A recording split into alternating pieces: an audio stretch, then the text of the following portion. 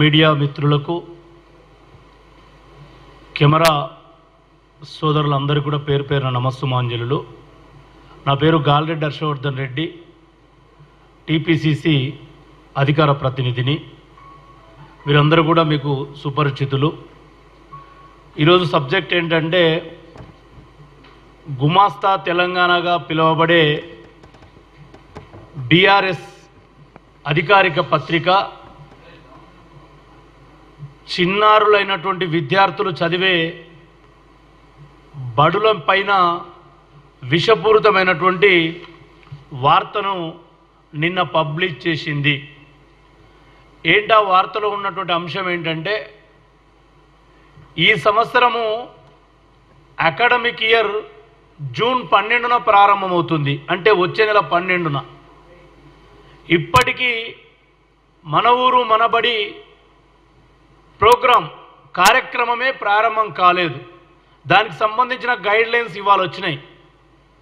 కానీ ఈ గుమాస్తా తెలంగాణ అనే పత్రిక ఇప్పటికే తెలంగాణలో 1739 పాఠశాలల్లో జీరో ఎన్రోల్మెంట్ ఉందని, అదేవిధంగా 432 స్కూల్స్ ఈ అకాడమిక్ ఇయర్ మూతపడ్డాయని, 3 లక్షల మంది పిల్లలు ఈ అకాడమిక్ ఇయర్ ప్రభుత్వ పాఠశాలలకు రావడం మానేసిండ్రని విషం రాత రాయడం జరిగింది.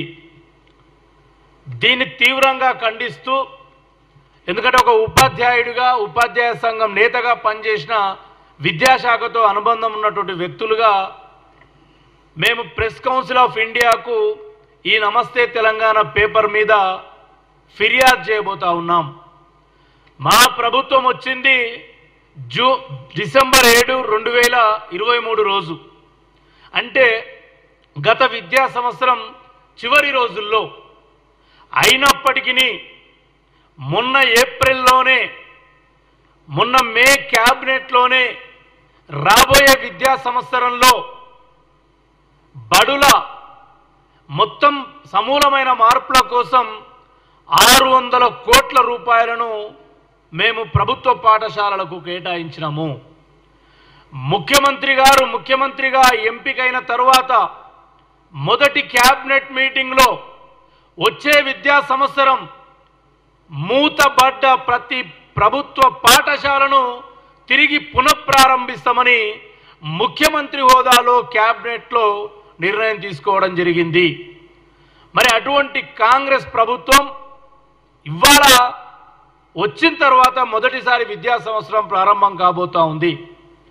దానికి సంబంధించి మేము విద్యార్థుల చేరిక కోసం, ఆ విద్యార్థుల రేషియోకు సంబంధించి ఉపాధ్యాయుల నియామకం కోసం మెగా డిఎస్సి 11,062 పోస్టుల డిఎస్సిని కూడా మేము ప్రకటించి ఇవాళ మేము విద్యా సంవత్సరంలోకి అడుగు పెడుతుంది మా ప్రభుత్వం. మీ ప్రభుత్వం ఏం చేసింది? 2014లో 28 లక్షల మంది ప్రభుత్వ పాఠశాలల్లో చదువుతున్న పిల్లల సంఖ్య, మీ పత్రికలో రాసినట్టు 20 లక్షలకు చేరింది. ఈరోజు 8 లక్షల పిల్లలు ప్రభుత్వ పాఠశాలల్లో లేకుండా పోయినరు. అంటే ఇది మీ పాలనలో కాదా? ఒక్కసారి బీఆర్ఎస్ పార్టీ లేదా బీఆర్ఎస్ పత్రిక ఆలోచన చేయాలి. మీ అసంబద్ధ నిర్ణయాల వల్ల సుమారు 4,614 ప్రభుత్వ పాఠశాలలు మూతబడితే ఒక్కరోజు కూడా మీరు వాటిపై దృష్టి పెట్టలేదు. ఈ 10 ఏళ్లలో మీరు కేవలం 8,000 టీచర్ పోస్టులు భర్తీ చేస్తే, మేమొచ్చిన 100 రోజుల్లో 11,062 టీచర్ పోస్టులు భర్తీ చేయడానికి మా ప్రభుత్వం పూనుకున్నది. ఈ తెలంగాణ సమాజం, విద్యార్థుల తల్లిదండ్రులు గమనిస్తలేరని మీరు అనుకుంటున్నారా? ప్రభుత్వ పాఠశాలల్లో ఉపాధ్యాయుల నియామకం లేదు, ఉపాధ్యాయుల పదోన్నతులు లేవు, స్కావెంజర్స్ లేరు, స్వీపర్లు లేరు, హెడ్ మాస్టర్లు లేరు, పర్యవేక్షణ అధికారులైన ఎంఈఓలు లేరు, డిప్టీ ఈఓలు లేరు. ఏమీ లేకుండా 10 ఏళ్ళు కాలం మీరు గడిపితే వచ్చిన 10 రోజుల్లోనే మూతపడ్డ స్కూళ్లను తెరిపిస్తామని ముఖ్యమంత్రి, వచ్చిన 100 రోజుల్లోనే 600 కోట్లు కేటాయించి పాఠశాలలను మళ్ళీ పునర్వైభవం తీసుకొస్తామని క్యాబినెట్ ఇవాళ ప్రభుత్వ ఉపాధ్యాయులకు బదిలీలు పదోన్నతులు ఇచ్చి ప్రతి విద్యార్థికి విద్య సక్రమంగా అందేటట్టు కాంగ్రెస్ ప్రభుత్వం ఈరోజు విద్యార్థుల కోసం పనిచేస్తుంటే ఈ విధంగా సమాజంలో బద్నాం బ్లేమ్లెస్ పే వార్తలు ఇవాళ నమస్తే తెలంగాణ పత్రిక రాసింది. దీన్ని కాంగ్రెస్ పార్టీ తీవ్రంగా ఖండించడమే కాకుండా ఢిల్లీ స్థాయిలో ప్రెస్ కౌన్సిల్ ఆఫ్ ఇండియాకు కూడా ఫిర్యాదు చేయబోతా ఉన్నాం.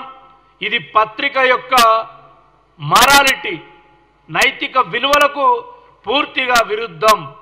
రాయండి మీరు, రేపు జూన్ 12 అయిన తర్వాత ఏమైనా లోపాలు ఉంటే సూచించాలి.